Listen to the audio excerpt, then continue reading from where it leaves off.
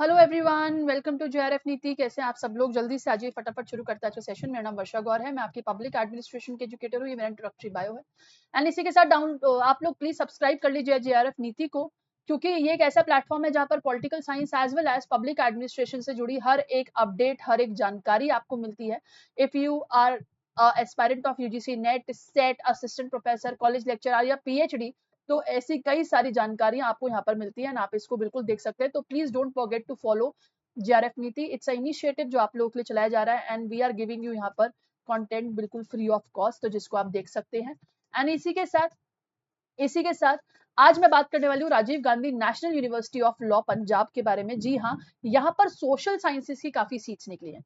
तो जो बच्चे ऐसा है जिनका खासकर देखो, जो चाहते हैं कि कहीं ना कहीं एडमिशन मिल जाए, they seriously want to do PhD, जो लोग जेआरएफ होल्डर्स हैं या कोई फेलोशिप होल्डर हैं, जिनको चाहिए कि हाँ भाई उनको एक डिपार्टमेंट मिल जाए या एक चीज जो एक है ना, एक एरिया मिल जाए जहां पर वो अपनी रिसर्च कर सकते हैं, तो बिल्कुल Patiala is the place. Rajiv Gandhi national university of law जो है आपका एनएलयू जिसको हम बोलते हैं, बिल्कुल आप यहाँ पर अप्लाई कर सकते हैं पंजाब के अंदर।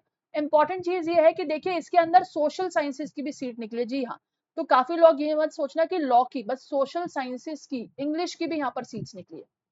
तो अगर मैं बात करूं, देखिए इसके अंदर 20 सीट्स निकली हैं पीएचडी की, जिसमें से लॉ के अंदर तो 14 सीट्स निकली है, 3 एस जर्नल कैटेगरी की, 3 एससी और आपकी 2 ST as well as 1 SAP, एक सेपरेट कैटेगरी होती है शायद इनकी उनकी।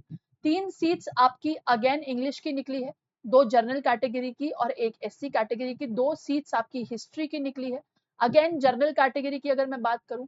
और इसी के साथ पीएचडी इकोनॉमिक्स के अंदर 2 सीट्स निकली है, 3 सीट्स आपकी पीएचडी सोशियोलॉजी के लिए निकली है और 4 सीट्स आपकी निकली है पॉलिटिकल साइंस में, जिसमें अगेन 3 जर्नल कैटेगरी और 1 एससी कैटेगरी की। ठीक है, और इंपॉर्टेंट चीज ये है एंट्रेंस टेस्ट भी है। तो अभी इसकी डेट शिफ्ट होगी, इसके बारे में बात करूंगी। तो एंट्रेंस टेस्ट है जो कि आपका पटियाला सेंटर पे होगा।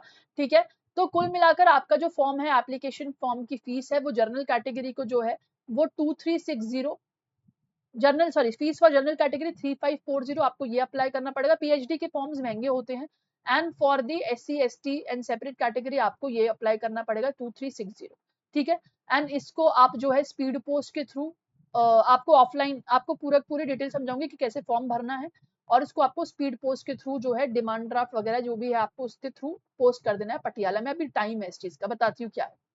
सबसे पहले बात करेंगे, पीएचडी एंट्रेंस एग्जामिनेशन भी है यहाँ पर। ठीक है, आप लोग बिल्कुल तैयार रहिए। एक्सटेंड हो चुकी है इसकी डेट, रीस्केड्यूल हो गई है, 16 नवंबर हो गई है, पहले 2 नवंबर थी, अब इसको 16 नवंबर कर दिया है Sunday. Last date of submission of application 7 नवंबर है, 7 नवंबर 2025 तक आप एप्लीकेशन सबमिट कर सकते हो। तो मतलब अगर डाक भी पहुंचाना है, लेट्स से लेटर भी पहुंचाना है, तो भी आपके पास बहुत टाइम है, अभी अक्टूबर भी नहीं आया। ठीक है, बात कर लेते हैं। देखिए ये इनकी वेबसाइट है, आप इनकी वेबसाइट पर भी देख सकते हो। ये इनकी वेबसाइट पर जाओगे ना, आपको एंट्रेंस टेस्ट के बारे में जानकारी मिल जाएगी, आपको इन्फॉर्मेशन मिल जाएगी कि कैसे आपको एप्लीकेशन फॉर्म, आपको एप्लीकेशन फॉर्म यहाँ पर मिलेगा, आप उसको डाउनलोड करना, उसको फिल करके आप उसको लेटर में आपको कहाँ पोस्ट करना है वो सब आपको बता देंगे। पोस्ट कहाँ करना है, पटियाला ही भेजना। ठीक है, ऑनलाइन फी भी आप पे कर सकते हैं, ऑफलाइन जरूरी नहीं है, ऑनलाइन फी भी पे कर सकते हैं। ठीक है, इसके साथ डाउनलोड कर लीजिएगा पीएचडी एंट्रेंस टेस्ट फॉर्म, जो आपके लिए जरूरी है, और साथ ही साथ सिलेबस भी दिया हुआ है। जी हाँ, इन्होंने सिलेबस भी भरपूर चीज की तरीके से दिया हुआ है, तो जिसको आप देख सकते हैं। बाकी एक ऑफिशियल इनका एडवर्टाइज आप देख सकते हैं।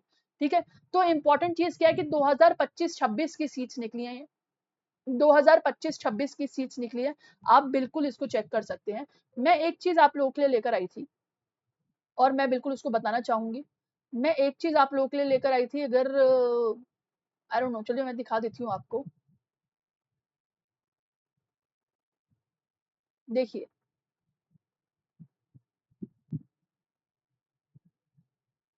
ये चीज आप लोगों को देखनी पड़ेगी कि देखो इन्फॉर्मेशन रिगार्डिंग, ठीक है, PhD test and entrance exam. देखिए आप लोगों का तो अब चेंज हो गया, डेट तो चेंज हो गई है, ये बात तो आपको समझ में आ रही होगी कि हाँ भाई डेट तो चेंज हो गई है, राइट। अब आगे कहाँ ध्यान देना है आपको, आगे इस चीज पर ध्यान देना है कि आप लोगों के लिए specially abled, I am so sorry मैंने मिसजज करा था, सेपरेट कैटेगरी यानी कि स्पेशली एबल्ड पर्सन के बारे में ये लोग बात कर रहे हैं। ठीक है। पीडब्ल्यूडी कैंडिडेट स्पेशली एबल्ड कहा जाता है, उनके लिए रिजर्व्ड सीट है। 15% सीट्स जो है रिजर्व्ड है वो एससी कैटेगरी के लिए, 5% स्पेशली एबल्ड और 7.5% आपकी एसटी कैटेगरी के लिए, जिसको आप देख सकते हैं। ठीक है। इंपॉर्टेंट चीज क्या है भाई, इंपॉर्टेंट चीज ये है कि एंट्रेंस टेस्ट भी होगा, एंट्रेंस टेस्ट भी होगा जिसमें आपको रिटन एग्जामिनेशन देना होगा 3 घंटे का, 70 मार्क्स का होगा, मैक्सिमम 70 मार्क्स लेकर आने पड़ेंगे। रिसर्च मेथोडोलॉजी के ऊपर अगर मैं बात करूं तो 20 एमसीक्यू उसके रहेंगे, जिसमें से 20 मार्क्स उनके होंगे। पार्ट 2 आपका रिसर्च मेथोडोलॉजी का होगा। ठीक है। इस तरीके से पार्ट 3 आपका जो है प्रिस्क्राइब्ड पेपर सिलेबस जो आपका सोशल साइंसेज का है, इंग्लिश का है, जो भी आपका, वो पार्ट 3 का होगा।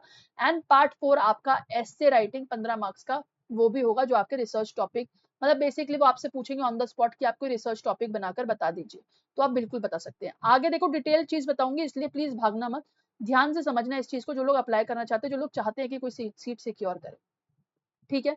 वो 15 मार्क्स के क्वेश्चन में आपको रिसर्च मेथोडोलॉजी बतानी होगी कि आप क्या चुनना चाह रहे हो, आपको इम्पैक्ट ऑफ एग्जिस्टिंग नॉलेज ये बताना होगा, करंट स्टेटस बताना होगा अपनी रिसर्च का, कि आप भाई रिसर्च में क्या करना चाहते हो, और आइडेंटिफाई किस चीज को आप आइडेंटिफाई करना चाहते हो, अपना प्रपोज टॉपिक आप लोग बताओगे।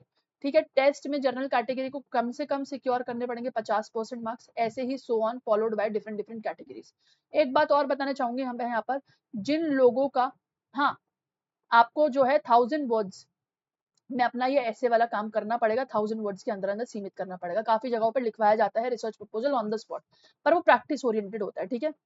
यूजीसी जेआरएफ कैंडिडेट जो है वो on the basis of marks of secured paper in ऐसे, उनको जो है इंटरव्यू पे डायरेक्ट ले लिया जाएगा, लेकिन उनको ऐसे राइटिंग तो करनी पड़ेगी, ऐसे वाला पेपर तो आपको देना पड़ेगा। तो वो इजी पार्ट है, कुछ ना कुछ तो मार्क्स आपको मिल जाएंगे। जेआरएफ कैंडिडेट से अगर हैं आप, तो आप बिल्कुल इसके अंदर अप्लाई कर सकते हैं। इस तरीके से आपका इवैल्यूएशन होगा। मैं फिर एक बात कहूंगी, अपॉर्चुनिटी नहीं मिलती है पीएचडी में एनरोलमेंट्स की, अगर आपको मिल रही है तो प्लीज इसको यूटिलाइज करिए। इसके बाद भी अगर आपको कुछ जानकारी चाहिए तो बिल्कुल मुझसे पूछ सकते हैं। एंड ऑल्सो जेआरएफ नीति को आप लोग सब्सक्राइब एंड फॉलो कर लीजिए। कमेंट सेक्शन बिल्कुल आपके लिए खाली है, आप लोग कमेंट्स कर सकते हैं, मैं ऑफकोर्स आपको जवाब दूंगी, कुछ भी क्वेरी हो, क्योंकि बेटा मैं पीएचडी स्कॉलर हूँ, मेरे फ्रेंड्स पीएचडी स्कॉलर है, हम लोग आपको बता देंगे कि एग्जैक्टली क्या प्रोसीजर रहता है, जिसको आप देख सकते हैं। एंड तब तक के लिए all the best, see you in the next session, bye bye, take care, thank you so much for watching. For more such updates please do subscribe JRF Niti, like कर दीजिएगा, एंड मिलती हूँ आपसे अगले सेशन में। All the best, bye bye.